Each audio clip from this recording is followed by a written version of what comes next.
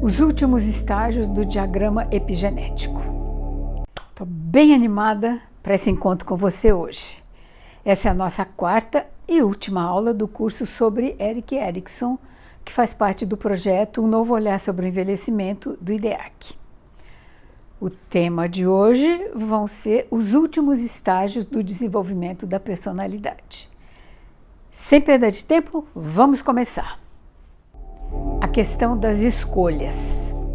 Retomando os primeiros estágios do desenvolvimento, nós temos que a autonomia e a vontade, o propósito e a diligência se referem a um panorama de vida que está em aberto. Dizem respeito às escolhas que a pessoa vai fazer ao longo da sua vida. Depois, a identidade e a fidelidade são fundamentais para o comprometimento com escolhas que foram e que vão sendo feitas ao longo da vida. O adolescente e o adulto jovem enxergam um amplo espectro de possibilidades e se inspiram por sonhos a respeito do que poderiam ser capazes de fazer e do que ou de quem gostariam de cuidar estando junto com outra pessoa. Nos últimos estágios, há um estreitamento de escolhas. Por exemplo, os cuidados se limitam a situações daquelas escolhas que a pessoa fez, ou às vezes foi obrigada a fazer, no passado. A identidade se adapta gradualmente ao que a pessoa fez com ela mesma. A pessoa é aquilo que foi. Os últimos estágios. Vamos passar agora aos dois últimos estágios propostos por Erik e ao nono estágio proposto por Joan. Mesmo sabendo das limitações do critério cronológico, eles propõem que o sétimo estágio começa por volta dos 45 anos, nunca antes, e vai até os 60, 65. O oitavo estágio vai até uns 80 anos, mais ou menos. O sétimo estágio. A tarefa psicossocial do adulto é alcançar a generatividade. Erikson cunhou esse termo, porque ele diz que não achou nenhum outro que expressasse melhor o que ele queria dizer. Significa gerar, mas num sentido muito inclusivo. É tudo que passa de uma geração para outra. Crianças, claro, mas também obras de arte, ideias, trabalhos, etc, etc, etc. A generatividade diz respeito a ocupar o seu lugar na sociedade e colaborar para um mundo melhor para as crianças que estão agora entrando nele. Um adulto tem responsabilidade sobre a geração seguinte, tenha ele tido filhos ou não. É um mecanismo que garante a continuidade da sociedade, de geração para geração. O adulto precisa se dar conta de que o que ele faz hoje permanece para a próxima geração. A generatividade leva o adulto a compartilhar e cuidar. Cuidar tem um sentido mais amplo do que assim, uma solicitude ansiosa. Ele deve cuidar de quem precisa de atenção, de carinho, mas ele também deve se preocupar em não criar nada que vai ser destrutivo. Isso também é cuidar. A falta da generatividade se expressa em estagnação, que aparece sob forma de sintomas de autoabsorção, de tédio. O Erikson diz que quem não alcança a generatividade começa a se comportar como um mimado filho de si próprio. O oitavo estágio. Quem tomou conta de pessoas, de coisas, quem superou as glórias, os desafios de tomar conta de crianças, ideias, coisas, agora, aos poucos, tem que atingir uma nova tarefa. Essa tarefa é desenvolver a integridade. No oitavo estágio, a pessoa precisa conviver com tudo que ela conquistou ao longo de todos os outros estágios da vida. Precisa aceitar suas limitações. Precisa renunciar a algumas coisas que já teve ou que não teve em fases anteriores da vida. Precisa se perceber como parte de uma história que é mais ampla que a sua própria história de vida. Isto é, que o seu ciclo de vida individual está inserido num determinado segmento da história. Precisa aceitar que teve um ciclo de vida que foi só seu, foi único e que é responsável por essa vida. A integridade, a tarefa a ser cumprida nesse 8º estágio, supõe um comprometimento com homens e mulheres que foram significativos no seu ciclo de vida, mas também um comprometimento ampliado para todos os homens e mulheres que fizeram parte da humanidade. Dessa percepção de ser parte da humanidade, deriva a aceitação de uma responsabilidade por liderança, que pode ser praticada na religião, na política, na organização econômica, no modo de viver, nas artes, nas ciências. No 8º estágio, portanto, a pessoa elabora todos os outros estágios do seu ciclo de vida e também o seu lugar único que ela ocupa dentro da humanidade.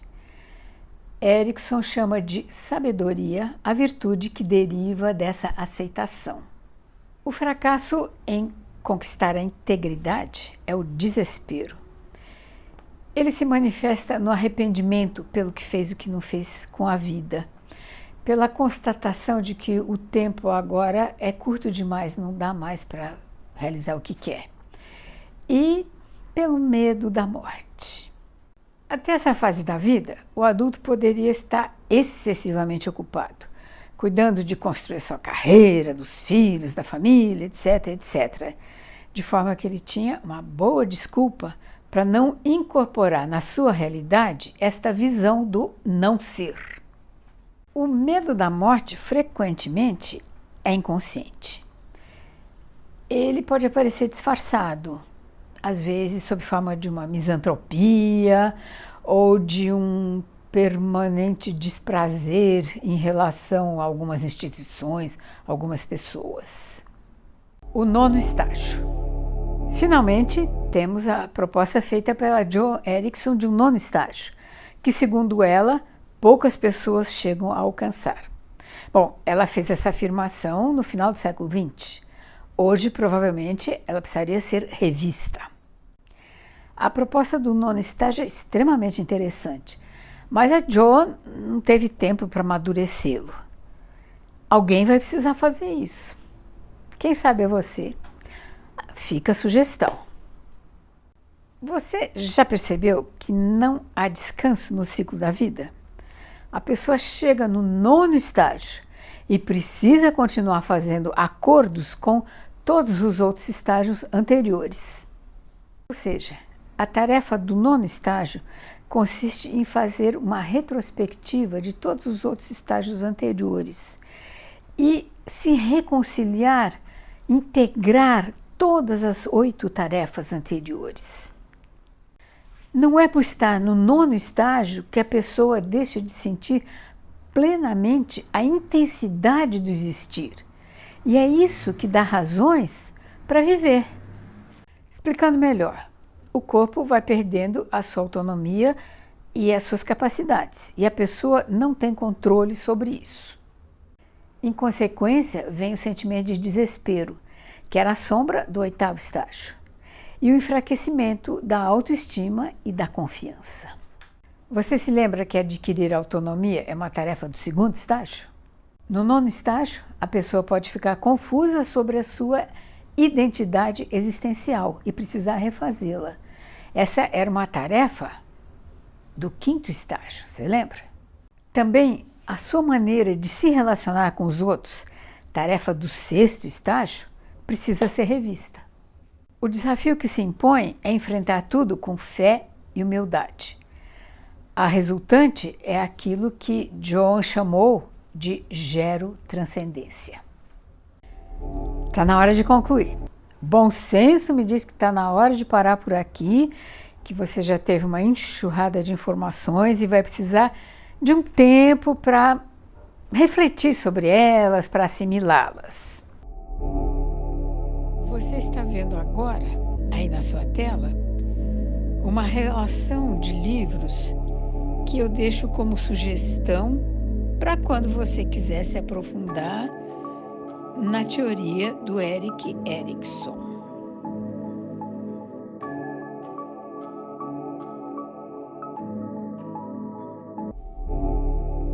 Agora, o que você está vendo nessa tela são sugestões. Seria bom se você fosse ao YouTube e procurasse vídeos de entrevistas com o próprio Erik Erikson. Ele aparece, ou sobre ele. Eu cito alguns vídeos que achei muito interessantes, eles estão aí e você pode achar outros também.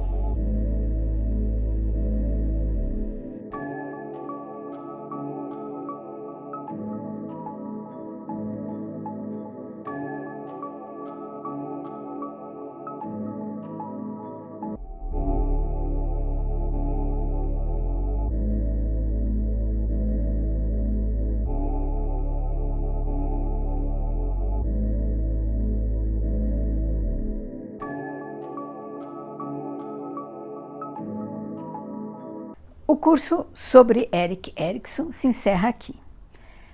É estranho para mim, que sempre fui uma professora de sala de aula, fazer uma despedida online. Mas a gente se reinventa, usa a imaginação. Com a minha imaginação, eu vejo você.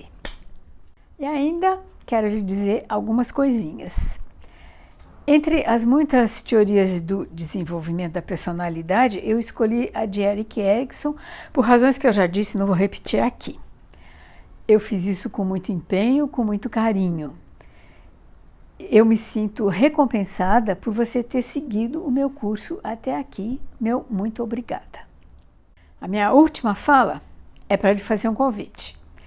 Que tal se você também usar o recurso da imaginação e escrever algumas palavras de despedida para mim, mesmo sabendo que eu não vou ler, mas imaginando que eu vou ler.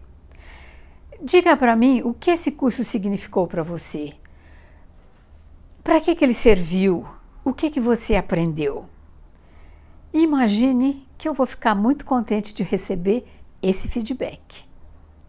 Bom, por enquanto, fica aqui para você o meu muito obrigado e o meu abraço virtual